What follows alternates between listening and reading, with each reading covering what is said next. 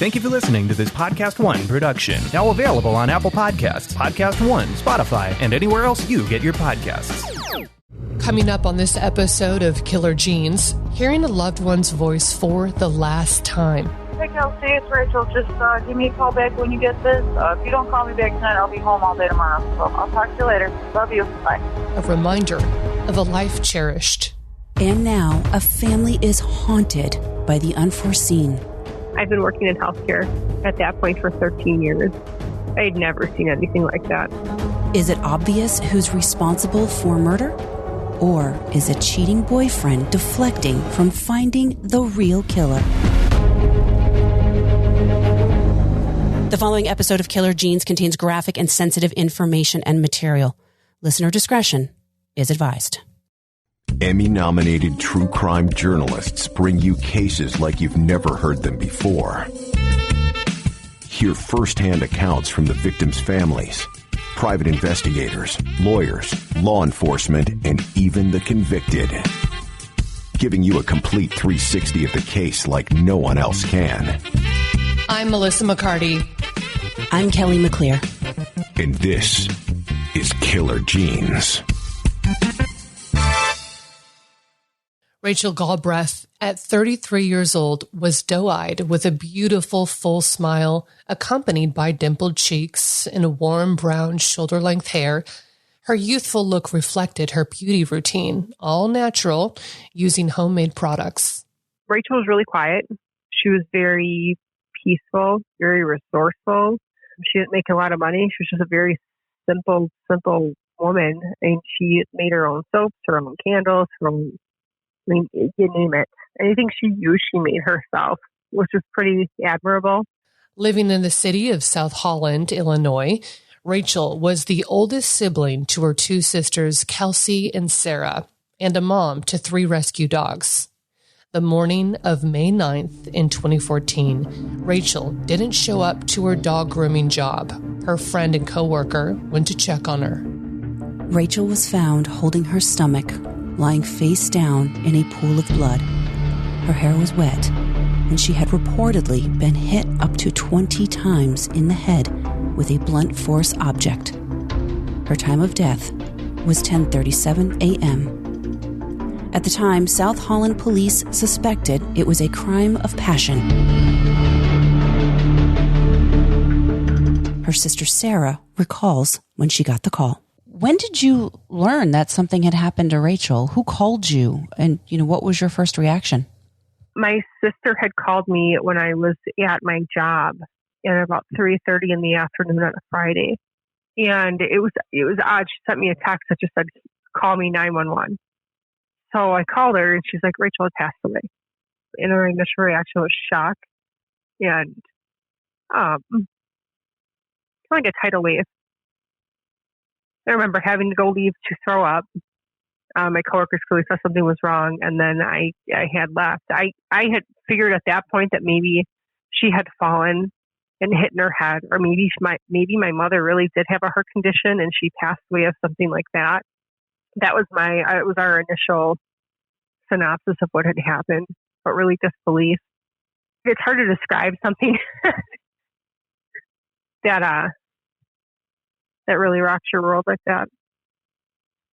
How did you learn that it wasn't something medical or something accidental, but something more sinister? At about 10 o'clock that night, when the homicide department called us, then we knew something wasn't right. That it wasn't that she just fell and hit her head, that someone had killed her, and they had thought someone had killed her. And what went through your mind immediately when you were told that? That they're wrong.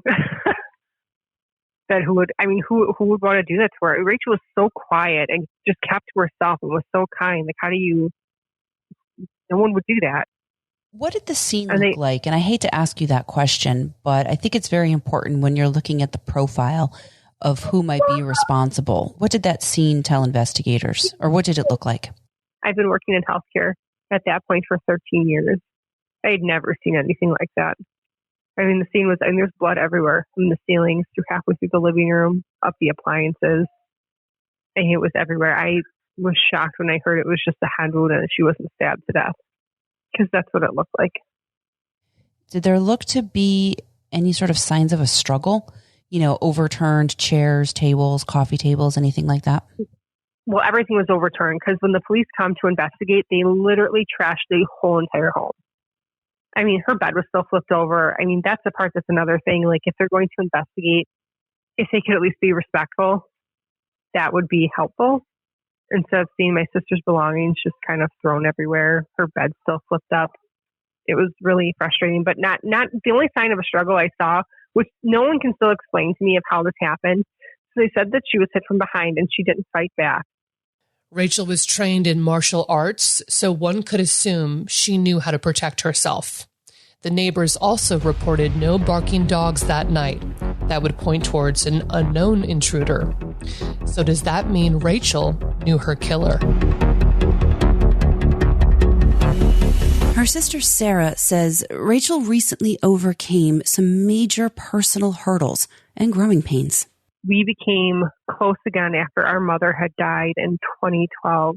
Our parents were divorced, and Rachel was raised by my grandmother, and I was raised by my father. So my father is Rachel's stepfather. So Rachel was going to stand up in my wedding in August of 2014. So we were preparing for that and became decently close again. I mean, she was such a light, warm, loving woman, but I mean, she had lived a really rough life. There's no doubt about that. How so? Well, I mean, our mother was an alcoholic, a really bad alcoholic, to the point where she couldn't take care of any of us girls. My mother would not give my father any leeway to take Rachel at all, but she gave my grandmother full custody. So my grandmother had custody of Rachel, and just having our mom in and out of our lives. I mean, life was pretty chaotic until she was about 12, and then went to go live with grandma, which, I mean, grandma's still alive. She's very much here. She just does not want to be involved in any of this. It hurts her too much. She was a mom role up until our mother had left. Again, like, my mom was a severe alcoholic, so Rachel was the one getting us ready for school. My dad worked a lot of hours, so I mean, Rachel most times was the one taking care of us and feeding us and teaching ABCs, trying to really step into any kind of caregiver role that she could at such a young age. And this started at around age 5 for Rachel, which is, I mean, I have a 5-year-old now, and I can't imagine him taking care of himself, let alone anybody else. So I can imagine how hard that was on her. But Rachel's just a very giving and loving person. I mean, even when we were kids and we would come to stay with my grandmother for the summer and for winter break, and, Rachel was a cool teenager, she would allow us to try on her prom dresses and wear her jewelry and hang out with her friends. I mean, most teenagers would not allow their little sisters to engage in activities with their social circle, but she really was very proud to have siblings and was very loving. And I really hope that, I can teach my kids to be more like her and being so open and caring and really taking into consideration of what someone else might feel. She turned her passion for animals into her profession, working at an animal shelter during the time of her murder. It didn't make a lot of money, but she was able to bring her dogs to work with her, and that was really important to her. We had talked about her moving up here after my wedding. Her and my sister Kelsey were going to get an apartment together. And the trade-off is that she'd be able to bring the dogs to my house to babysit the kids as a form of employment. I have a special needs son, so Rachel was planning on coming up here after the wedding. Lately, I've been feeling more anxious than usual, and because of that, my friends and I, we spend a lot of time talking about taking care of ourselves before others. It's like they say on planes, put your mask on first before helping others. And with that comes needed tools, and therapy is one of them. BetterHelp, that's HELP, is customized online therapy that offers video, phone, or even live chat sessions with your therapist. And it's more affordable than in-person therapy.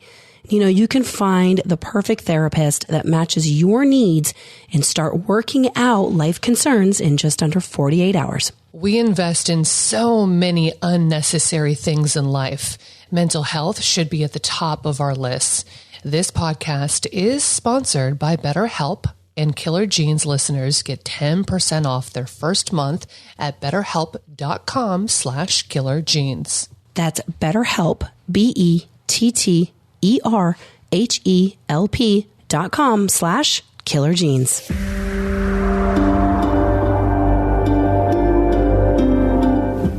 Rachel was exploring a life change because of jolting news she discovered in her relationship. She was in an off and on again relationship with someone for about 8 years. The two lived together as well at certain times. They started dating around 2010. Now, he was friends with her ex-boyfriend, and I think that's how all that got started. Jason had kind of been in the background for many years prior to that. And then they started dating off and on, and then they had moved in together about 2 years prior to her death. The boyfriend's name has been well documented in the media, but we will use his first name only. Rachel's boyfriend was a man named Jason. Early on, did investigators give any indication that they felt it was somebody that Rachel knew? Or, was it just a crime of circumstance or happenstance, breaking and entering? Maybe somebody just came in to rob the house and something had happened. Or did they feel that it was somebody that she knew? And that was probably the hardest part of this whole ordeal is the hope game. So the hope game started right away, the very first day that we met with investigators. And they already had their eyes set on Jason right away. That wasn't even the question. It wasn't even something that wasn't said out loud. It was said out loud several times by Detective Williams and Detective Malone that 2 weeks we're going to arrest them. 2 weeks we're going to arrest them. They came to the funeral. They Wait, watched out. Are they telling you this? Yes. They're telling you in 2 weeks we're going to arrest him? In 10 weeks. We're going to get an arrest. 10 weeks. Got to be him. And that's why they came to the funeral. 10 weeks. So Rachel, it couldn't have been just anybody because there's a lot of circumstances that point it is someone that she knows. Those doors were locked and those dogs were not harmed. Jason, the man Rachel was dating, was in another relationship, seeing another woman at the same time as Rachel. And come to find out, that relationship had been going on for years. News surfaced that he proposed to this other woman. Rachel found out by finding their wedding registry. Now, Rachel was completely in the dark about the other woman. However, there were people around her who knew about the boyfriend's double life. Her best friend, BJ, or one of her best friends that actually worked with at the kennel, apparently knew about this the whole entire time, knew Mara really well, and knew that they were together at the whole time she was dating Jason. I didn't find anything about Mara until after she had passed away. Tell me about South Holland and how, when you think about, and this is what you indicated, is Jason being on and off with Mari, we believe about 14 years. Is that right? Yes. And then having a relationship with Rachel for about 4 in a fairly small town. One person that she worked with knew, obviously didn't say anything. Paint that picture of the community and the area and her friends. Well, I don't believe Mari lived in South Holland. I'm not exactly sure where she lived at the time. I thought it was more Palos Heights, which, Chicago, those suburbs sound small, but Chicago's huge. It is gigantic. So I think that there would have been a really good way for them not to find out and for gossip if they don't hang out with the same crowd, for not to get back to anybody. And her friend BJ he is quite the odd duck. Well, and I did ask him why he didn't say anything or why he didn't alert anybody. And his response to that was he didn't think anyone would believe him. Well, and tell us about Rachel's friend circle. Who was in her tight group of friends that she confided in? So Sean Smith and Kellen Smith and Ellen. Oh my gosh, I cannot remember what her last name is. Those are her 3 main best friends. I still keep in contact with Sean and Kellen. Sean and Kellen were the ones that were always over there. And Sean was actually the one that was at her house fixing that pipe on that Tuesday before she passed. And they used to hang out as on double dates, as a group, often with Jason. And what were their impressions of Jason and them as a couple? I don't really know. Jason, to everybody, was always sort of a sleazeball. You can tell he was lying about multiple things. Yeah, if no one knew about Maury, what radars or red flags was he exuding for that? Probably the always being broke, yet being a truck driver. I mean, I don't know if you know any truck drivers, but I know a couple of them, and they're never broke. They usually make pretty darn good money, but his excuse was that he was taking care of his mom or funding his mom's medications, who was dying of kidney failure.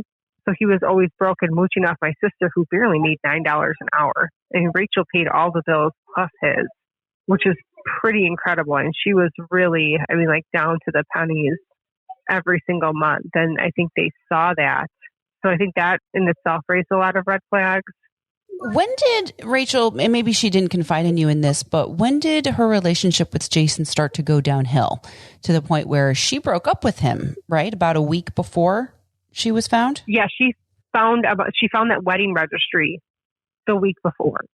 But they were kind of already sort of on the outs before that. I think around, probably January, they were starting to end things, because that's when the conversation started of her moving up to Wisconsin with us after August. Well, I mean, I can't imagine, there might be a little trouble in paradise, but then to find your boyfriend's wedding registry to another woman online, I mean, that's got to be absolutely devastating, even if you are on the outs. Yeah, it was devastating. It was super devastating for her. And to find out that had been going on their whole relationship. You know, Melissa, I don't know about you, but with all the styling and dyeing of my hair over the years, and of course, as I get older, my hair has started to become thin and just doesn't feel as healthy, which is very upsetting to me, to say the least. So before it gets too bad, I decided to take Nutrafol and do something about it. 30 million women are impacted by thinning hair, and a lot of my girlfriends, they just are constantly stressing out about it. Nutrafol has formulas that are clinically shown to improve hair growth and thickness within months. What I love is that Nutrafol is physician made to be 100% drug free. They use medical grade botanicals and effective dosages so you get the most reliable results. It's done by targeting the root causes of thinning, which are stress, hormones, environment, nutrition, and metabolism, all of which I know I struggle with. Yeah, same. You can grow thicker, healthier, luscious hair and support our show by going to Nutrafol.com and enter the promo code KLGE to save $15 off your first month subscription. It's available to U.S. customers for a limited time. Oh, and Melissa, plus there's free shipping on every order. So get your $15 off at Nutrafol.com. And that's spelled Nutrafol.com. And the promo code again is KLGE.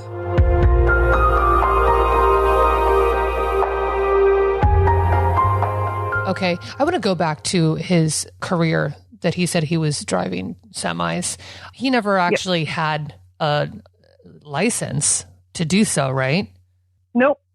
And who discovered that he didn't have that CDL license? I actually don't know. And now it was discovered that he was only working at Lubell's. I can't remember who made. Well, he's sitting there saying, we're supposed to be in a committed relationship with Rachel, and he obviously isn't if he's getting married. He says he is a truck driver, yet he doesn't have a CDL.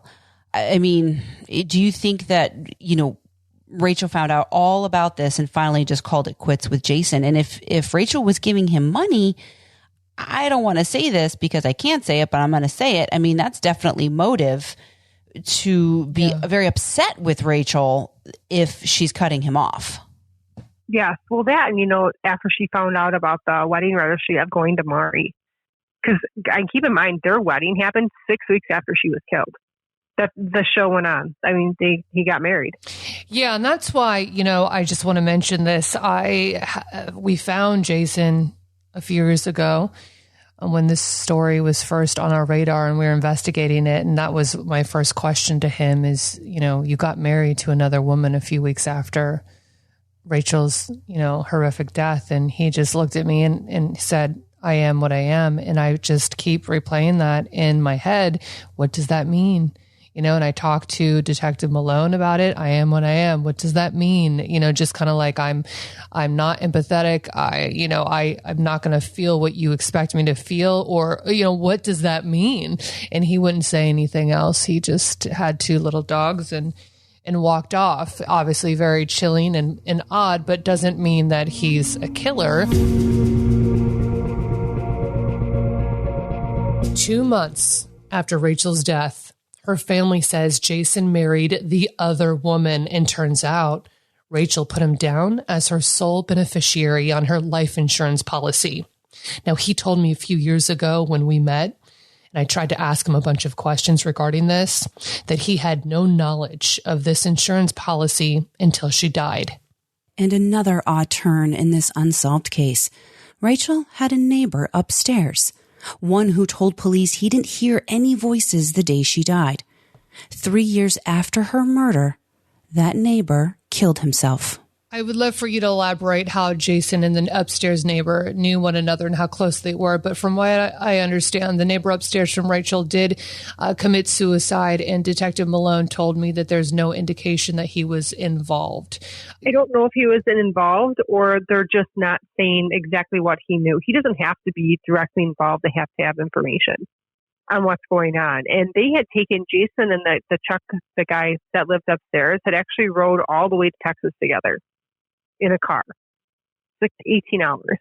And we didn't find that out until after Chuck had died. And so it's hard to tell what the relationship is between Chuck and Jason. What year and was did that ever actually looked at? I don't know if it was necessarily negative or dangerous towards Rachel, but I don't know if Chuck maybe knew something that he just wasn't saying anything. Or maybe he had Jason confided in Chuck. I just don't know. But it's an avenue that I feel like was never looked at.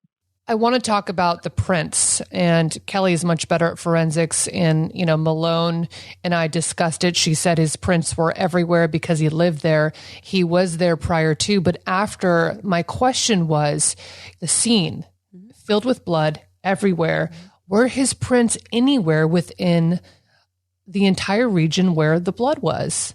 And, if yes, can't they distinguish between his prints in her blood versus prints of someone who lives there? Yes, there would be a way to say, like, if I grab this coffee mug and then blood goes on it, you can tell my prints were there first.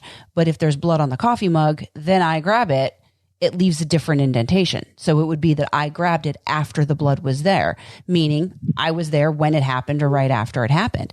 So you can do that with the fingerprints. And I'm also very curious because, Sarah, and I'm sorry that the crime scene was so horrific. Were there any shoe prints is one of my biggest thing. If the kitchen and the living room was so scattered with blood, there had to have been some sort of shoe print. Even if the person took a shower, which would indicate what the upstairs neighbor said was the water running, right? The chances are, if you're going to step in it, then if you stepped in it even just a little bit, you would leave a trail going out the door or out a window or whatever. So maybe that is something, though, that law enforcement is holding close to their vest because it's something that maybe only the killer would know about. But obviously it's not traced back to him, because if it were, he'd be... That arrest would have happened in 2 weeks. Yeah. But we also don't know if they actually, was there a search warrant for his house with Mari? Was there a search warrant for their cars? They actually searched their cars? Like, these are things that we don't know if they actually did. They search her house at all? Right, because they very well could have had a shoe that was his, and they just kind of dropped the ball. Well, it'd also be, if he says he was over there that evening, if they interviewed him, that day that they found her body, well, okay, Jason, we need your clothes. You have to test the clothes. That's normal, that he was wearing the night before. Let me take the shoes you were wearing the night before. We need to see all these things, because it sounds like if you are in a scene such as violent as your sister's death was, it's going to come back on you. It's going to be very, very, very difficult not to leave anything behind or take anything with you. So there would be the transfer into his car, right? We have to assume they did that, because that's police work 101, right. Right. Well, and they did there were a couple of floor tiles missing. Vinyl tiles from her from the apartment. kitchen? Yes, those were taken. But the weird thing is that she was killed on one side of the kitchen, and the back door to get out was on the other side. Now, there was a big smudge of blood on the curtain. And the potential murder weapon is the center of many questions. Police have never confirmed what the weapon was. Yes, there was a drain pipe that her friend Sean had fixed the Tuesday before she was killed. So it was about a couple of days prior, and he had left it on the counter. And from my knowledge, I don't know if it was ever recovered because they won't tell us. Is all they told us is that there's no murder weapon. Well, they said they can't answer that, but Detective Malone was forthcoming, which I thought was interesting, about talking to a psychic about looking in the drainage pipe behind where they worked at Lubell's. Yeah. And in case something was stashed there, but obviously no confirmation on if anything was found, but just the fact that following the lead of a psychic, which I thought, well, that was forthcoming for law enforcement to even admit something like that. Yeah, and I will have to say, I think Detective Malone, I really do think she cares. Let's talk about games. For us, it's our playtime when we need a well-deserved break. And June's Journey is the perfect game for us as true crime hosts because, as you know, we love to crack cases and be challenged with mysteries. It is a visually beautiful game set in the roaring 20s where you play June Parker, an amateur detective finding clues while experiencing a movie-like story. And you know what? It feels immersive while giving your brain a fun exercise. And you know what? 30 million fans agree with me that this vivid storyboard stays stimulating with new cases to crack and mysteries to solve all along the way. So get ready to awaken your inner detective, the suppressed sleuth in all of us. June's Journey is free to download on the Apple App Store or Google Play.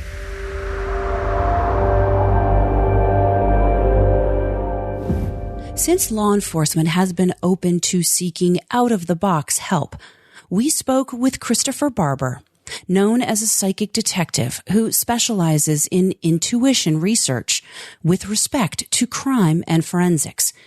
He is not on this case, not hired by the family, and has no affiliation whatsoever except for being an expert in his field. We gave Chris a photo of Rachel and withheld all other information, including her name.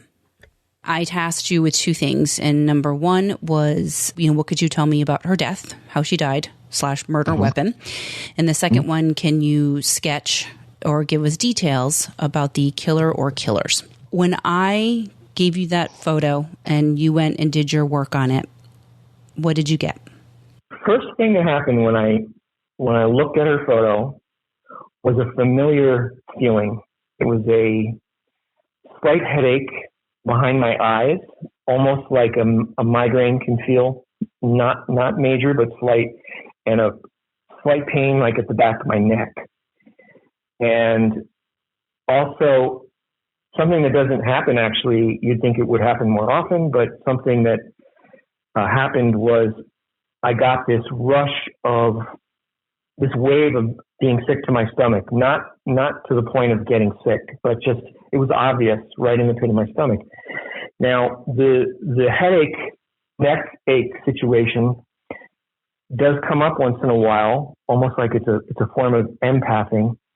When I've worked on cases, for instance, where someone died from some form of head trauma, on cases where people were mutilated and their heads were cut off, something involving the head or shot in the head, it usually happens not from being shot in the head, but all the other types of head trauma, like I just mentioned. So that was so obvious to me, even though it would have been maybe subtle to most people.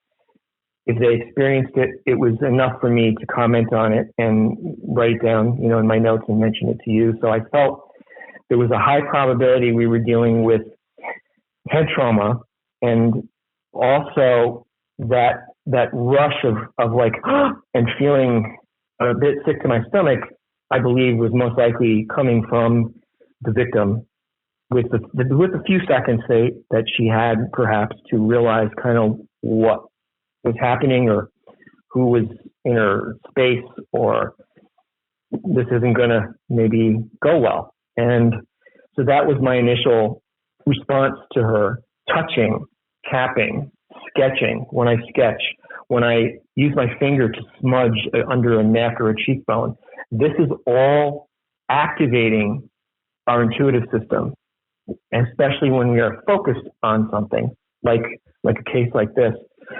So then I started to focus on your questions about how she died and a weapon. And I saw a lot of blood. This to me felt like there was a lot of blood there. And it seemed like, looking at it the way I was perceiving it in my mind's eye while I was working with her photo, when you see flashes in your mind's eye, that would be called clairvoyance, old school way of saying it. It was like she was in two rooms. It was like perhaps I was seeing the room she's in the photo. I don't know if that's a kitchen, but it was like I was in between a kitchen in the living room, or a kitchen in a dining room, or a kitchen in another room, and lots of blood. And in terms of the weapon, sometimes our intuitive system will see something that's the right shape, but it isn't necessarily what it is that we want to settle on. So I'm careful to not jump to conclusions, but at first I saw what looked like something in the shape of the top of a broomstick, or maybe a small bat, and then it morphed into a pipe. But the pipe, for some reason, I don't know, looked like it had grooves, like circular grooves around the top or the bottom or both, where you'd screw it into another pipe, perhaps. Now, mind you, Barber has no clue what case this is or details of it, not even her name, yet he sensed a pipe was used. A pipe that has been the subject of many questions around her death. A pipe that a previous psychic eluded to South Holland police years prior. And the missing pipe from the day Rachel had a friend over fixing her kitchen. As for the possible suspect, the psychic detective describes his vision. A heavier male. It was a little hard for me to settle on, does he have just stubble? Is he clean shaven?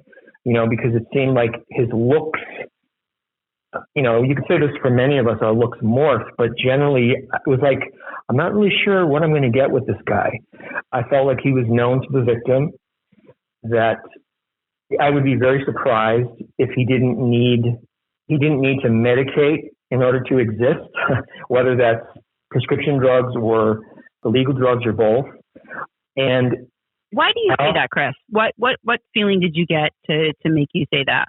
Well, it was while I was sketching him and touching the actual sketch with my hand and getting the charcoal on my hand and touching and tapping and trying to shade the beard and underneath. It's always a little difficult to sketch double chins. So I was having a little trouble with the double chin, but I felt like, oh, he's so dizzy, and he's somebody that I don't know if this would be a pathology of borderline personality disorder or something else, something that you'd need to take something in order to function well. I felt that there was perhaps some kind of a possible mental issue and sort of dizziness, and like this is a person where if I knew this person, I wouldn't know what I was going to get when I saw them.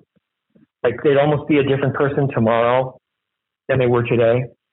And so sort of an unpredictable personality. That's just what I felt while sketching him. And also what is scary about humans and scary about a lot of killers is they can be decent people and come across fairly, quote, normal and quieter and do nice things for people. But when they turn, it's very scary. And I feel that about this person. And I felt it before I reflected on it later when I wasn't technically working on it. I thought to myself, the level of blood that I saw and the level of anger, is scary. Barber went on to say he feels the killer is someone known to her. He also sketched a possible subject, but due to Rachel's death still being an open and active investigation, we will not be releasing it at this time. Intuition is something he says we all possess. His has been heightened since he was a kid. Barbara helped us explore Rachel's case at our request. When a case is cold, we feel all avenues and insight should be welcomed.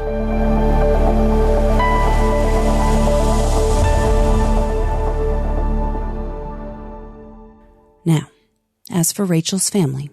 Do you think you'll ever get answers? I haven't completely lost hope, but I'm hopeful. I'm not going to hang everything I have on it. I'm hopeful. While keeping her memory alive, Rachel's stepdad, Mark Richards, has his own way to be with her each day. Sarah, I'm sure your dad has talked about this with you, but when I sat with him, there was a brief interruption that almost brought me to tears. Tell me about 10:37 at your dad's house. That is the day that is the exact time that she was pronounced deceased.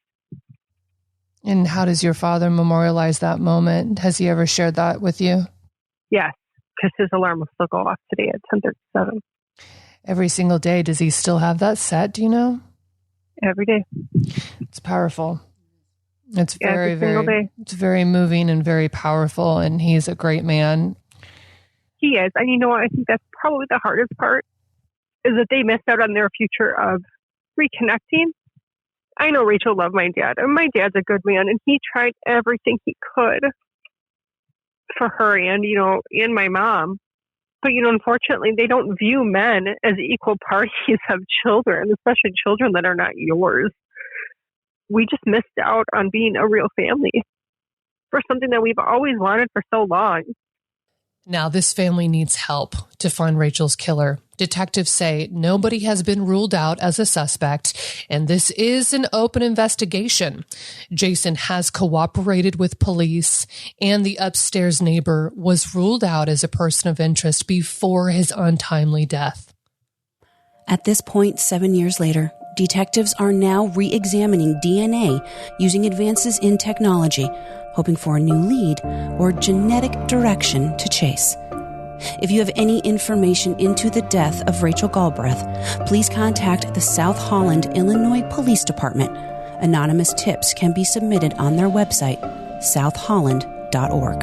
Thank you for listening. Please follow us on Facebook and Instagram at Killer Genes, the podcast.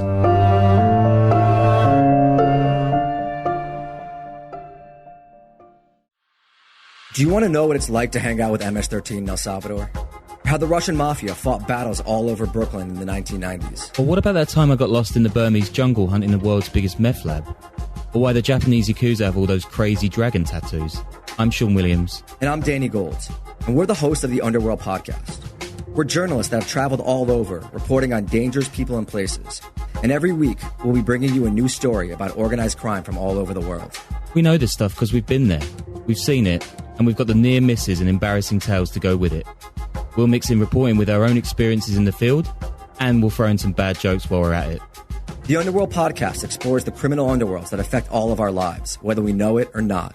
Available wherever you get your podcasts.